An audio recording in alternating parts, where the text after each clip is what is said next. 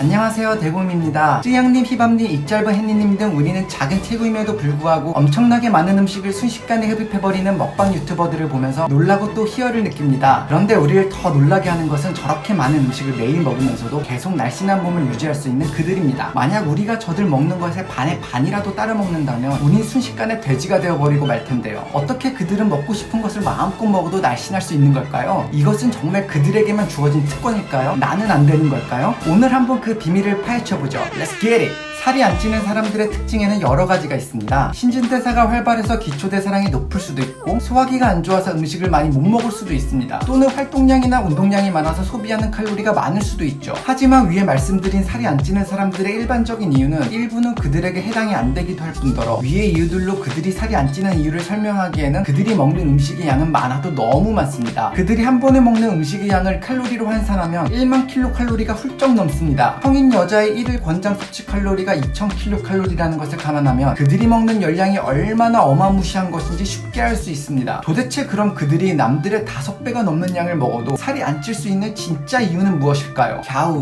뚱. 우리는 식품을 구매할 때 식품에 써져 있는 칼로리를 많이 보곤 합니다. 하지만 음식에 써져 있는 칼로리는 우리가 실제로 먹었을 때 얻는 칼로리가 아니에요. 예를 들어 음식의 칼로리는 100칼로리를 할지라도 어떤 사람은 80%를 소화 흡수하고 20%는 배출하여 80의 칼로리만을 얻을 수도 있고, 또 어떤 사람은 60%만을 소화 흡수하고 40%는 배출하여 60의 칼로리만을 얻을 수도 있습니다. 즉 같은 음식을 먹더라도 사람마다 각자의 소화 흡수율에 따라 실제로 얻는 칼로리는 달라지게 되는 것이죠. 사람의 특성은 일반적으로 표준점 규분포를 따릅니다. 예를 들어 대부분의 사람들은 이렇게 평균 키에 근접한 신장을 갖고, 또 일부 소수의 사람들은 평균 키보다 키가 약간 크거나 작거나 하죠. 그리고 정말 극소수의 사람들은 키가 매우 크거나 매우 작거나 합니다. 이번엔 근육을 예로 한번 들어볼까요? 대부분의 사람들은 운동을 하면 고만고만하게 근육이 생깁니다. 하지만 소위 일부 근수저들은 조그만 운동에도 근육이 뿜뿜 생기기 마련이고, 반대로 또 어떤 사람들은 아무리 운동해도 운동한 티가 전혀 안 나곤 합니다. 앞서 말한 소화 흡수율도 마찬가지입니다. 대부분의 사람들은 음식을 먹으면 평균적인 소화 흡수율로 음식을 소화 흡수하여 에너지로 사용하거나 지방으로 전환하여 몸에 저장합니다. 하지만 이렇게 소수의 사람들은 우리가 소위 물만 먹어도 살찐다고 표현하는 것처럼 조금만 먹어도 높은 효율로 지방으로 전환 저장하여 쉽게 살이 찝니다. 하지만 또 반대로 이렇게 소수의 사람들은 음식을 먹어도 대부분을 소화 흡수하지 않고 배출시켜서 많이 먹어도 살이 안 찌게 되는 것이죠. 그런데 쯔양님, 희밤님 같은 경우는 이 와중에도 그 정도가 아주 극단적인 매우 극소수의 케이스라 볼 수 있습니다. 즉 1만 킬로칼로리의 음식을 먹는다 해도 소화 흡수율이 고작 10%라 한다면 실제로 몸에 흡수되는 열량은 1000킬로칼로리밖에 안 되는 것이죠. 그러면 그렇게 많이 먹어도 오히려 1일 권장 섭취량이 2000킬로칼로리에도 못 미치게 되는 것입니다. 하지만 이 소화 흡수율에는 함정이 있습니다. 우리 인류는 역사적으로 먼 옛날부터 항상 식량난에 허덕여 왔습니다. 구석기 시대 때는 사냥에 성공한 날에는 배불리 먹을 수 있었을지 모르지만 사냥에 실패한 날에는 모두가 배고픔과 싸워야만 했죠. 그리고 발달하지 못한 사냥 도구와 사냥 기술에 사냥에 성공한 날보다 실패한 날이 훨씬 많았음은 불보듯 뻔한 일이었습니다. 그러다 보니 인류는 생존을 위해 음식이 생겼을 때 많이 먹어두고 최대한 몸속에 지방으로 많이 저장해두도록 유전적으로 진화했습니다. 그리고 그러한 특성을 가진 사람들만이 생존에 성공할 수 있었죠. 그 결과 원래는 이랬을 소화 흡수율이 시간이 지남에 따라 상향 평준화된 정규 분포를 따르게 되었습니다. 이것이 바로 우리가 주변에 조금만 먹어도 유난히 살이 잘 찌는 사람들은 더러 볼 수 있었던 반면 쯔양님, 희밤님처럼 아무리 많이 먹어도 살이 찌지 않는 사람은 보기 힘들었던 이유입니다. 그런데 이렇게 생존을 위해 높은 소화 흡수율을 가지도록 진화한 것이 아이러니하게 먹을 것이 풍부해지고 영양 과잉의 시대에 살고 있는 지금 우리에게는 성인병의 주범인 비만이 쉽게 되도록 하는 독이 되었습니다. 그래서 혹자는 이렇게 말합니다. 우리는 연비가 좋은 국민차이고 쯔양님이나 희밤님은 연비가 안 좋은 고급 스포츠카라고. 하지만 부러워할 필요는 없습니다. 지구에 빙하기가 다시 와서 인류의 식량난이 발생하거든 인류를 계속 이어나갈 존재는 바로 우리 돼지들이니까요. 꿀꿀. 사실 살이 안 찌는 체질이라는 것은 축복일 수 있지만 동시에 또 독이 될 수도 있습니다. 살이 찐다는 것은 우리가 먹는 양을 조절하게끔 경각심을 심어주는 일종의 제어장치 역할도 하거든요. 살이 안 찐다고 많은 양의 음식을 먹고, 특히나 이렇게 몸에 안 좋은 인스턴트 음식, 가공당, 트랜스지방, 나트륨, 밀가루, 가공식품 등을 과도하게 섭취하면 건강에 좋을 리가 없습니다. 소화 흡수율이 낮다는 것이 살이 안 찌게 해줄 수 있을지는 몰라도 이런 건강 건강에 안 좋은 성분들까지 마음껏 먹어도 괜찮게 해준다는 것은 아니니까요. 또 많은 양의 음식을 쉬지 않고 먹으면 그만큼 소화기에 무리가 가고, 이는 소화기뿐만 아니라 간이나 신장 등에도 피로를 계속 누적시켜 몸 전체를 서서히 망가지게 합니다. 겉으로 살이 안 찐다고 건강에 안 좋은 음식을 과도하게 먹는 것은 본인을 죽이는 일입니다. 우리 구독자 여러분들은 먹방 유튜버처럼 먹고 싶은 음식을 마음껏 먹어도 살이 안 찌길 바라기보다는 건강한 음식을 적정량 먹으면서 건강한 몸을 유지하는 건강한 식습관을 가지셨으면 좋겠습니다. 라임치료였다. 저는 그럼 다음에 더 유익하고 재밌는 영상으로 찾아뵙겠습니다.